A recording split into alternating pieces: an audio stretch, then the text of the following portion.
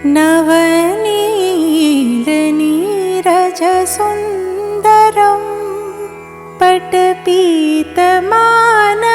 तडितरुचिशुचि नौमि जनकसुतावरम्।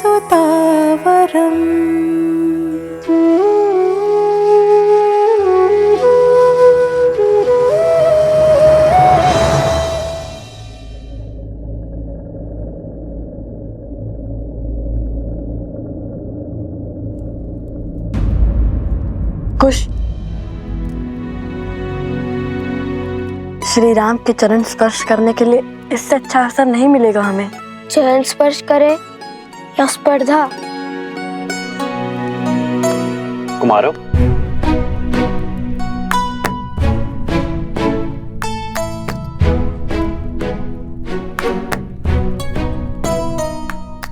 आभास होता है ये भार बहुत अधिक है।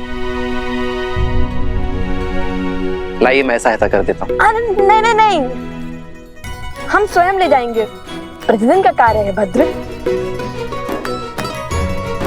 आप दोनों बड़े परिश्रमी प्रतीत होते हैं। हमारी माता ने सिखाया है कि अपना कार्य सदा स्वयं करना, किसी की सहायता न लेना। बड़ी अच्छी सीख दी है, किंतु मुझे आप दोनों की सहायता चाहिए कुमारों। क्या आपने हाथों में धनुष लिए दो ऋषि कुमारों को देखा है? केश भी लंबे हैं उनके। हाँ हाँ, उस ओर गए वो दोनों ऋषि कुमार।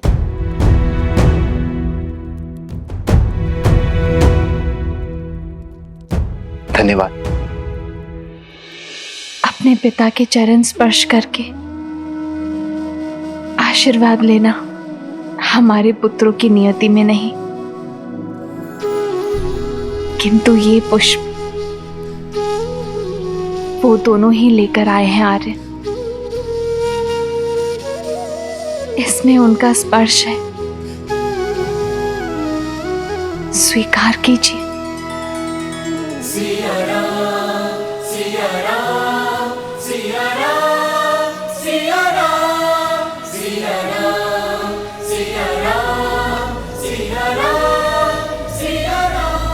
हमें आशीर्वाद देते जाइए श्री राम।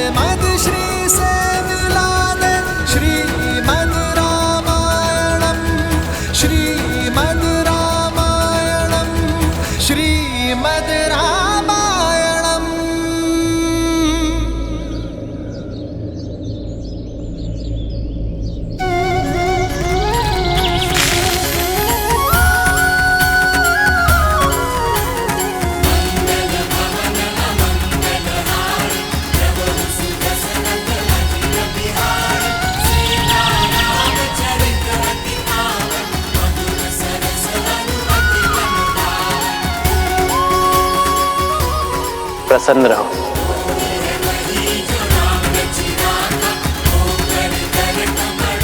चिरंजीवी रहो, यशस्वी रहो।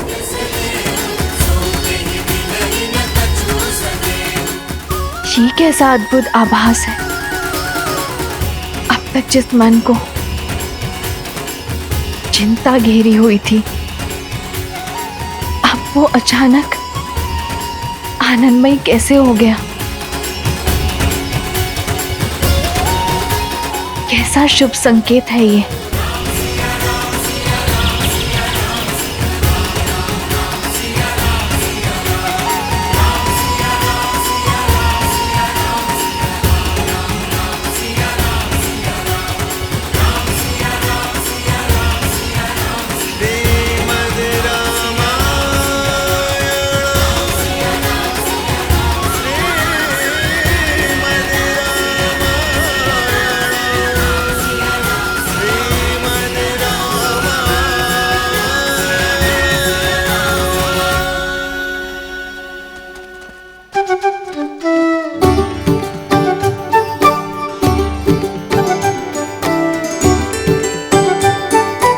बुरी बात। असत्य क्यों कहा तुमने?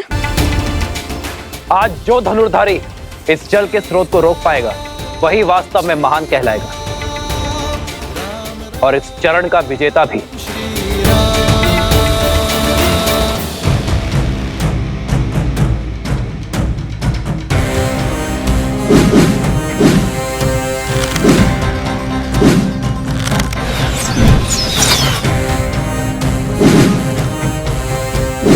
अरे वो रहे ऋषि कुमारों।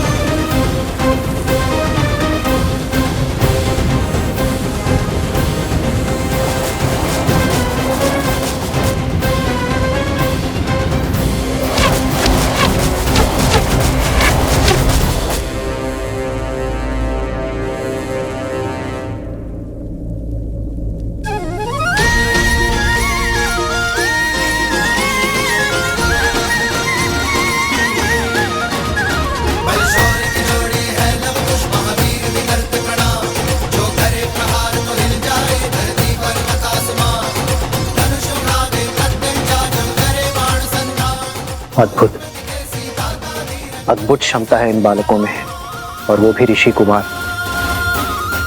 इस आयु में ऐसे धनुर्विद्या का प्रदर्शन तो राजकुमारों के भी बस की बात नहीं। इनकी प्रतिभा अतुल्य है महाराज।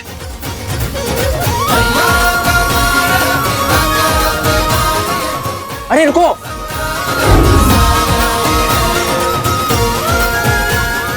रोको। सैनिक भी इन्हें खोज नहीं पाए हैं महाराज। ये दोनों बालक असाधारण प्रतीत हो रहे हैं। आपने तो इनका पराक्रम निकट से देखा है, किंतु अब मुझे उन्हें प्रतियोगिता के अंतिम चरण को जीतते हुए निकट से देखने की इच्छा हो रही है। मैं स्वयं उन्हें खोजने की इच्छा रखता हूं। अवश्य, मैं भी आपके साथ चलता हूं। आपका यूं अतिथियों को छोड़कर जाना उचित नहीं होगा। आप यही रहिए। मेरे स्थान पर मेरा हनुमान उपस्थित रहेगा। जैसे प्रभु की इच्छा।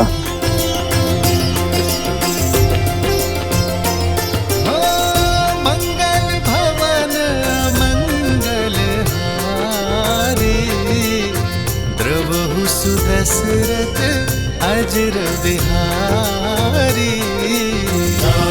सिया राम जय जय राम।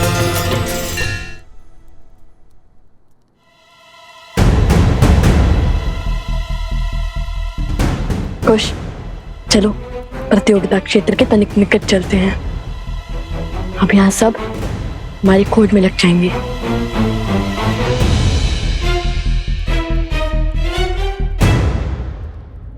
अद्भुत धनुर्विद्या का प्रमाण देते हुए हमारे गुप्त प्रतियोगी ने दूसरा चरण जीत लिया है, और इसी के साथ हम आ पहुंचे हैं इस स्पर्धा के आखिरी चरण में। अब देखना यह है कि इस अंतिम चरण में वो हमारे समक्ष आते हैं या नहीं। तो ध्यान से सुनो, इस चरण में महाराज जनक का अश्व, जिसे आसपास के सभी 12 राज्यों में सबसे तीव्र होने का गौरव प्राप्त है, उसे बिना क्षति पहुंचाए रोक पाएगा वो होगा प्रतिस्पर्धा का विजेता।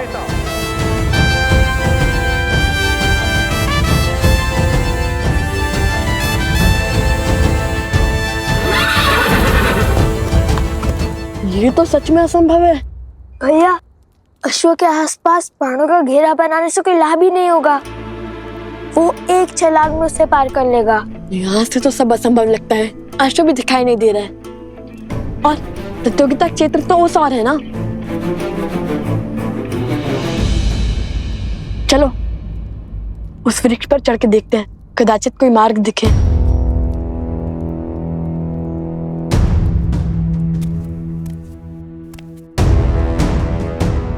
सैनिक आ रहे, धनुष छुपा। ये लो।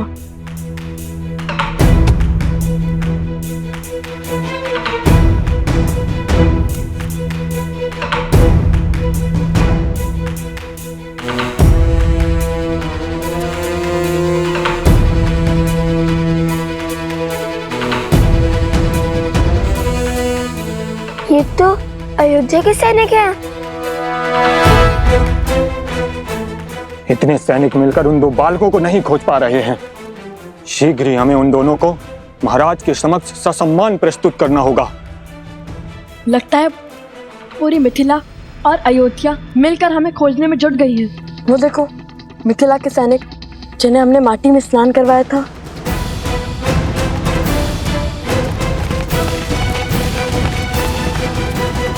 ये अकस्मात रुक क्यों गए?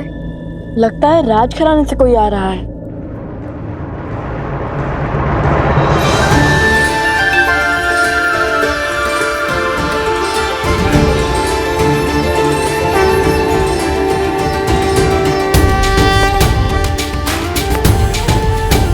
श्री राम राम राम श्री राम जय जय राम श्री राम।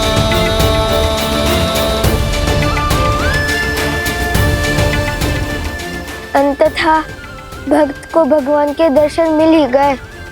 हमारे आराध्य, हमारे भगवान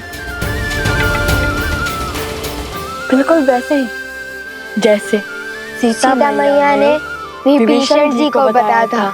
श्री रामचंद्र कृपालो भजमन हरन भव भय दारुणम। नवकंज लोचन कंज मुख कर पदकंजारुणम। कंदर्प अगणित अमित छवि। हम तो यही हैं। सत्य। और मैंने तो केवल इतना ही कहा था कि वो दो ऋषि कुमार उस ओर से आए थे और हम भी तो उसी ओर से आए, तो हम भी थे ना उसी ओर से। सत्य को तर्क में मत उलझाओ कुश। श्री राम से असत्य कहा है तुमने। प्रतियोगिता जीतने के बाद जब हम प्रभु श्री राम से मिलेंगे तो हमें उनसे क्षमा मांगनी होगी, समझे तुम? समझ गया भ्राता श्री। अब चलिए, वहाँ कोई सैनिक नहीं है। चलो।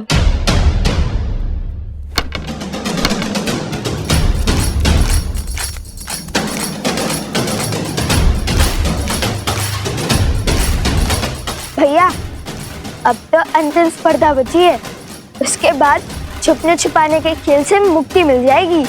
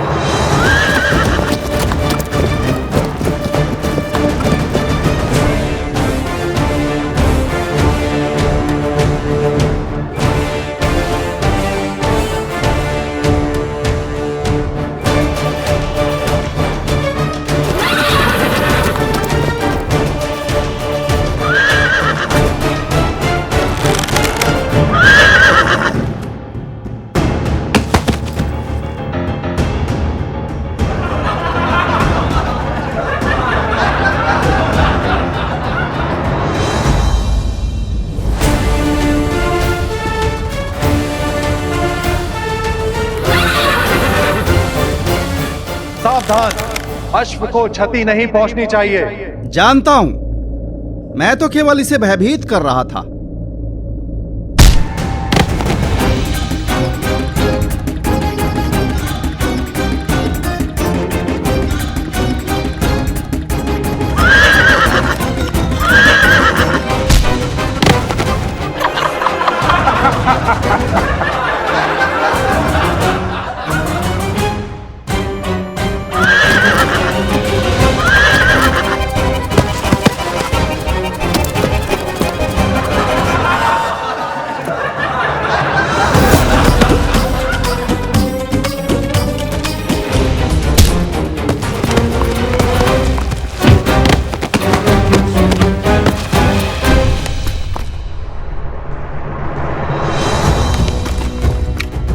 अश्व प्रतियोगिता के स्थल से बाहर निकल चुका है भैया। हमें उसे इसी नगर में रोकना होगा, अन्यथा न जाने कौन कौन से राज्य घुमा देगा ये हमें।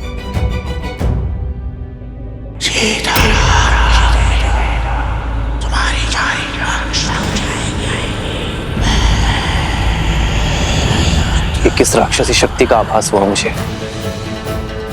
आर्य सुमंत। जी महाराज।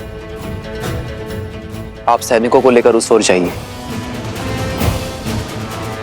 मैं यहां देखता हूं। जी महाराज। भैया मुझसे लक्ष्य तो भेज दिया, किंतु इस अश्व को कैसे रोकेंगे? श्री राम से क्षण भर की भेंट भी जन्मों के संकट टाल देती है। तुम देखना, उनके दर्शन का लाभ अवश्य मिलेगा हमें। किंतु उन्होंने तो कभी कोई अश्व नहीं रोका था। रोका था क्या?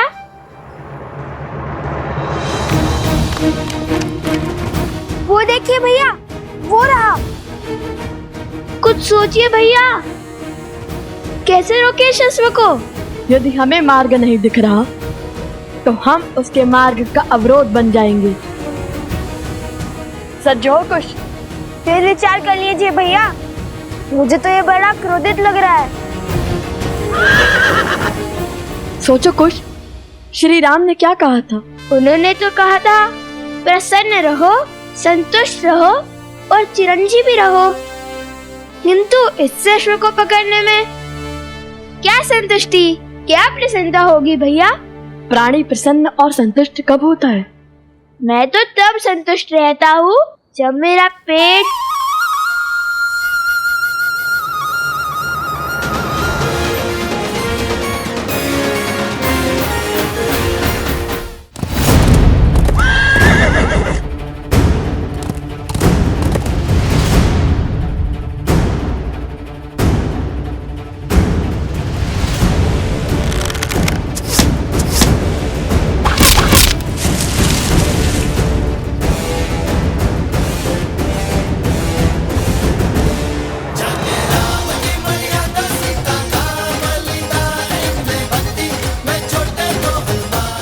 प्राणी तब संतुष्ट होता है जब उसका पेट भरता है। महाराज की जय हो। महाराज, दोनों ऋषि कुमारों ने अश्व की भूख मिटाने के लिए उसके आगे पत्तों का भंडार लगा दिया है। अब वे अश्व को लेकर प्रतियोगिता क्षेत्र में आ रहे हैं महाराज।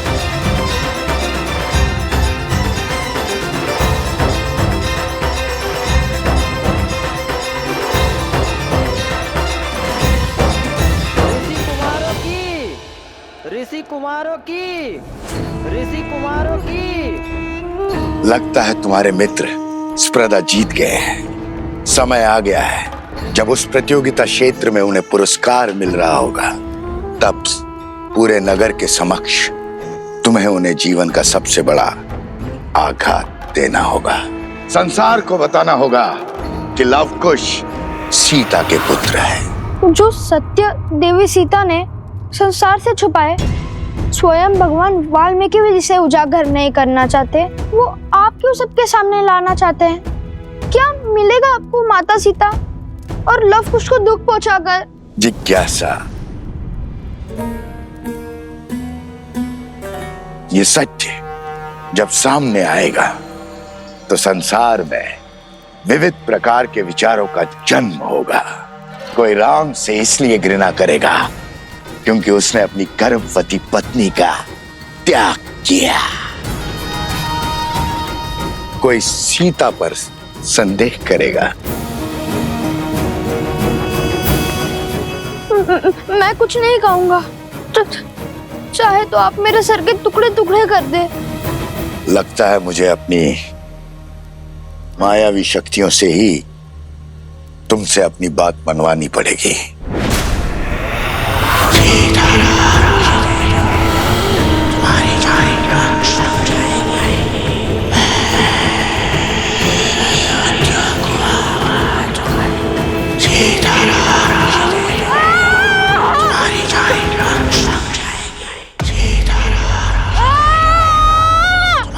राम नाम के समक्ष कोई असुरी शक्ति टिक नहीं सकती।